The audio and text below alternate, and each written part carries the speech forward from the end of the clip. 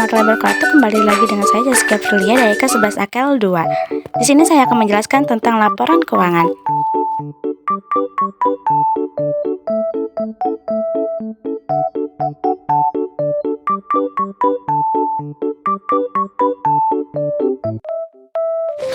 Apa itu laporan keuangan? Nah, laporan keuangan adalah sebuah catatan informasi keuangan suatu perusahaan dalam satu periode untuk menggambarkan situasi kinerja perusahaan tersebut. Laporan ini merupakan hal yang terkait dengan berjalannya perusahaan. Nah, apa aja sih jenis-jenis laporan keuangan? Langsung aja kita bahas ya. Ada laporan laba rugi. Laporan laba rugi digunakan oleh perusahaan untuk mengetahui posisi keuangan laba atau rugi perusahaan. Komponen yang harus diperhatikan dalam menyusun laporan laba rugi. 1. Pendapatan, baik operasional maupun non-operasional. 2. Beban. 3. Laba rugi perusahaan dan biaya operasional. Selanjutnya ada laporan perubahan modal. Laporan perubahan modal yang digunakan untuk melakukan pelaporan jika terdapat perubahan modal dalam perusahaan yang terjadi pada periode tertentu. Komponen yang harus diperhatikan yaitu 1. Modal yang dimiliki perusahaan di awal periode. 2. Pengambilan dana atau prive.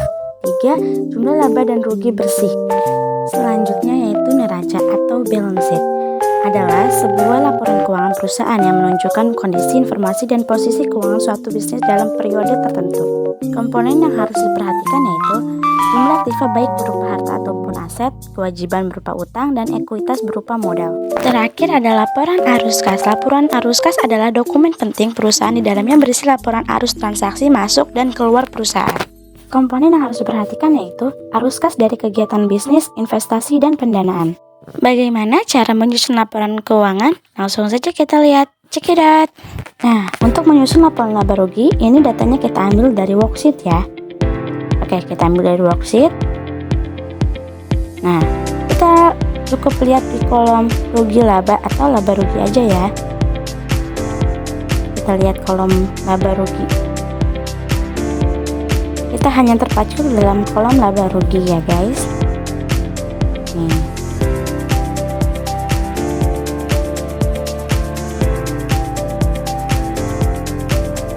Kita ambil semua nominalnya dari laba rugi dan akun-akunnya juga dari laba rugi. Nah, di sini kan belum ada nama-nama akunnya ya guys. Kita bisa lihat nama-nama akun itu di dalam kolom neraca lajur atau worksheet ya guys. Bisa lihat dari worksheet.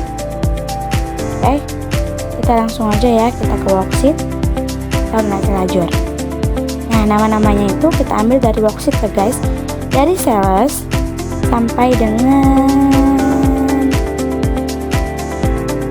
income tax expense. Oke, dari sales sampai dengan income tax expense. Dari kepala 4 sampai dengan kepala 9 yang masuk ke dalam laba rugi. Kita langsung aja pindahin ya guys. Nah, kalau udah, kita akan masukkan nominalnya guys. Sales kan saldo normalnya di kredit, kita masukkan ya guys. Nah, di kolom revenues atau pendapatan kita masukkan sales. Kita masukkan sales retur karena dia ada posisinya di debit, kita menggunakan dalam kurung ya guys. Dia akan mengurangi sales. Flag collected di kredit kita masukkan tanpa dalam kurung. Lalu kita jumlahkan ya guys, namanya total revenues 1.279.000.000 dikurangi 24 juta ditambah 6.750.000. Jadi 1.261.750.000 ya guys. Lanjut kita masukkan COGS. Of out goods sold-nya kita masukkan. Lalu flag paid-nya. Lalu kita jumlahkan total cost of goods sold 698.400.000 ditambah 11.050.000. Jadi 709.450.000. Ini harus pakai dalam kurung ya guys untuk mengurangi total revenue. Kita langsung jumlahin ya guys. 1.261.750.000 dikurangi dengan 709.450.000. Jadi 552.300.000. Ini namanya gross profit ya guys. Lanjut kita ke beban-beban atau operating expense. Kita masukkan advertising expense ini berapa? 4 juta. Telepon. Karena bad debt expense-nya dia posisinya di kredit, kita akan menggunakan dalam kurung ya guys. Dia akan mengurangi beban-beban. Nah, 6.650.000 tapi dalam kurung. Lanjut, kita akan masukkan depreciation expense, insurance expense, sampai dengan other operating expense. Kalau udah, kita langsung jumlahkan aja ya guys. Dari 4.400.000 ditambah 11.400.000 ditambah 3.625.000 dikurangi dengan 6.650.000 ditambah 17.200.000 ditambah 15.550.000 ditambah 24.300.000 ditambah 39.850.000 ditambah 19.267.000. Jadi totalnya yaitu 128.942.000. Nah, kita pakai dalam kurung ya guys. Nah, gini. Lanjut, kita akan menghitung operating profit. 552.300.000 dikurangi dengan 128.942.000 jadi 423.358.000 ya guys. Lanjut, kita akan menghitung other revenue dan grants. Ini cuma satu doang ya guys, interest revenue. Kita masukkan aja nominalnya langsung. Nah, 5.800.000.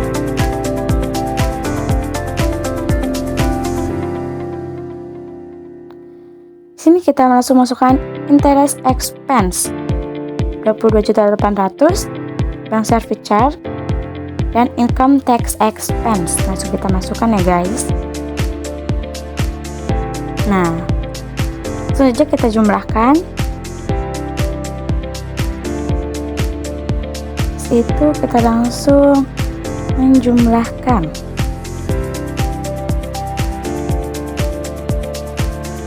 Rp5.800.000 ditambah dengan 38.058.000 jadi 32.258.000 ya guys.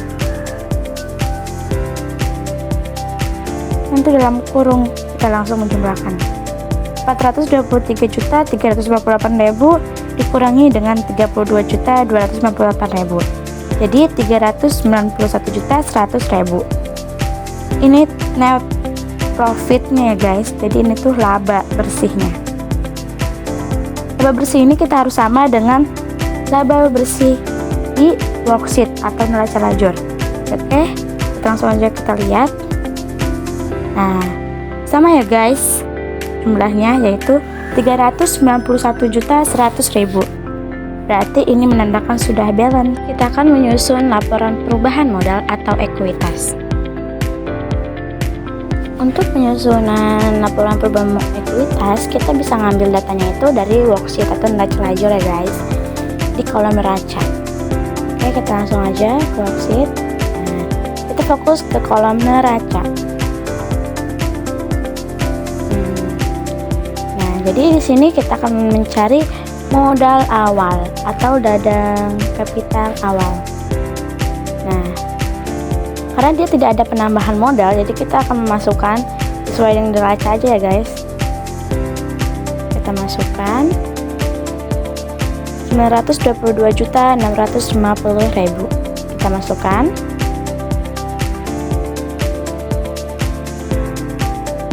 Lalu kita akan menambahkannya dengan net profit atau laba bersih yang tadi. Kita bisa lihat.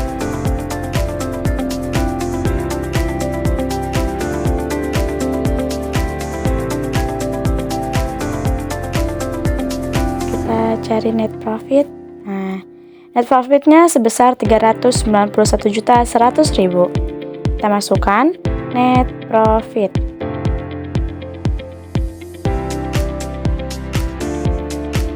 Lalu net profit ini kita akan menguranginya dengan dadang drawing atau price.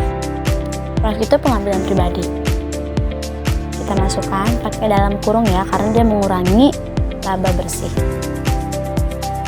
sebesar 25.400.000. Lalu kita akan menghitung, menjumlahkan 391.100.000 dikurangi dengan 25.400.000 jadi 365.700.000. Lalu kita akan menghitung dadang kapital akhir. Dadang kapital akhir diperoleh dari dadang kapital awal ditambah dengan jumlah penambahan ekuitas, yaitu 922.650.000 ditambah dengan 365.700.000. Jadi totalnya yaitu 1.288.350.000. Ini adalah dadang kapital akhir atau modal akhir perusahaan. Setelah itu kita akan menyusun neraca. Nah, kita akan membuat neraca. Ini kolomnya. Kita akan membuat neraca. Kita bisa melihat di kolom worksheet ya, di bagian neracanya. Di sini kita akan memasukkan semua nominal yang ada di neraca ini.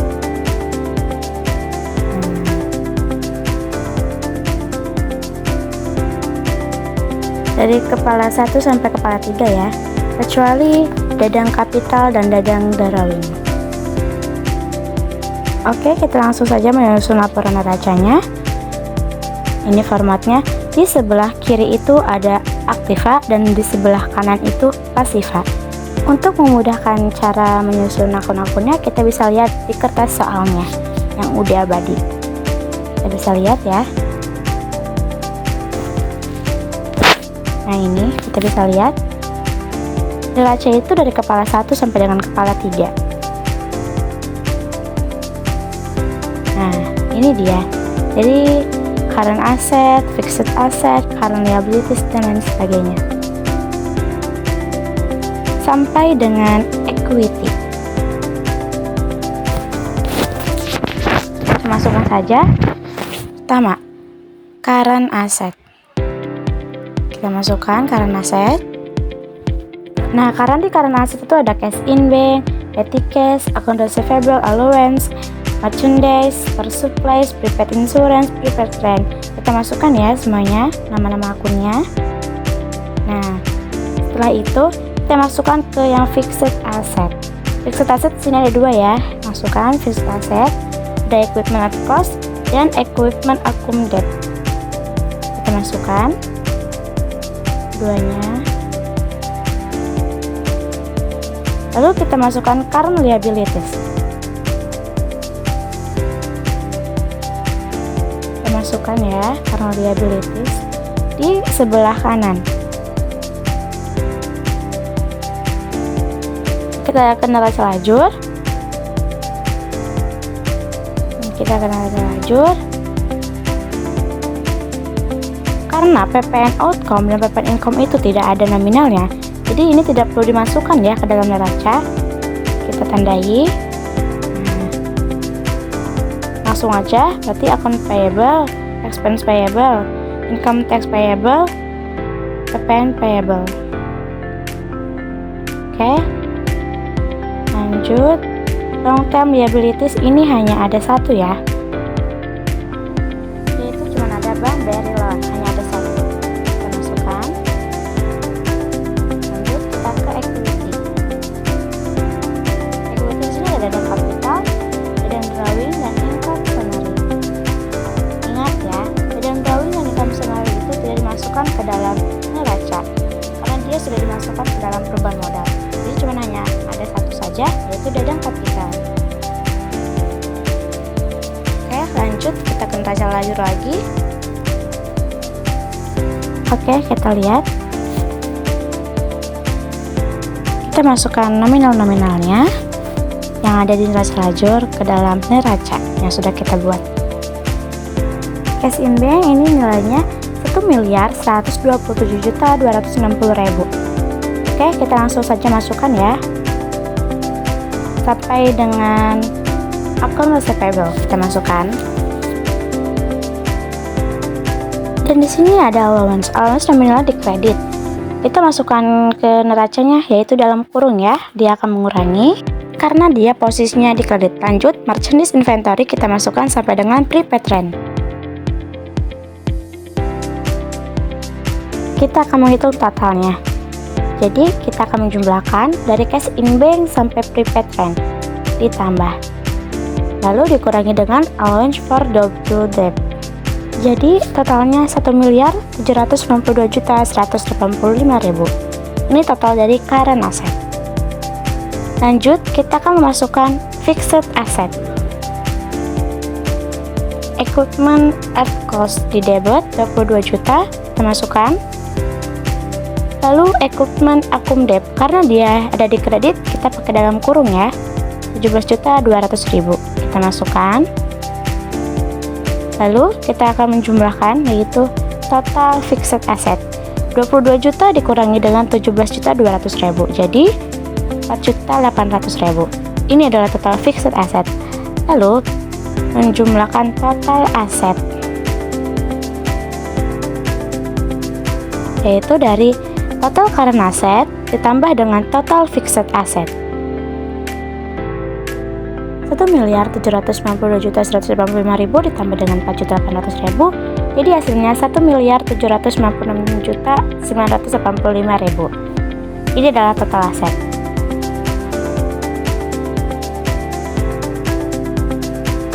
Nah, kita akan mengisi current liabilities. Account payable, kita masukkan nominalnya. Lanjut, kita masukkan expense payable sampai dengan PPN payable. Kita masukkan semua nominalnya. Lanjut, kita akan menjumlahkan total liabilitiesnya adalah 358.635.000. Lanjut, kita akan mengisi long term liabilities, yaitu hanya ada satu, bank BRI loan. Kita masukkan sebesar 150 juta. Oke, kita akan masukkan total long term liabilities, yaitu sebesar 150 juta. Langsung kita menghitung tentang total liabilities sebesar 508.635.000. Kita menghitung equity dan kapital. Jangan ngambil di neraca lajur ya guys, kita harus ngambilnya di laporan perubahan modal yang sudah kita buat, bukan dari dadang kapital yang di neraca lajur, karena sudah dihitung di perubahan modal. Kita ambil nih yang akhirnya ya, yang 1.288.350.000 kita masukkan. Lanjut, kita akan menghitung total liabilities dan modalnya dan equity. 508.635.000 ditambah dengan 1.288.350.000, jadi hasilnya 1.796.985.000. Hasilnya ini harus sama dengan yang aset ya guys. Nah, sama kan? Berarti sudah balance. Yang terakhir yaitu kita akan menyusun arus kas atau cash flow. Arus kas itu ada 3 bagian. Yang pertama, arus kas dari operasional, investasi, dan pendanaan. Tetapi di dalam Uday Abadi ini hanya ada 2, yaitu operasional dan pendanaan. Kita masukkan yaitu dari aktivitas operasi dan pendanaan. Kita akan masukkan data arus kas, yaitu ada di Cash Receipt Journal atau jurnal penerimaan kas. Kita ke jurnal penerimaan kas. Di sini kita hanya lihat cash in bank aja ya. Nah, jumlahnya itu sebesar 905.160.000. Sini dari toko pojok, toko Seven, toko Raya sampai dari toko Elita.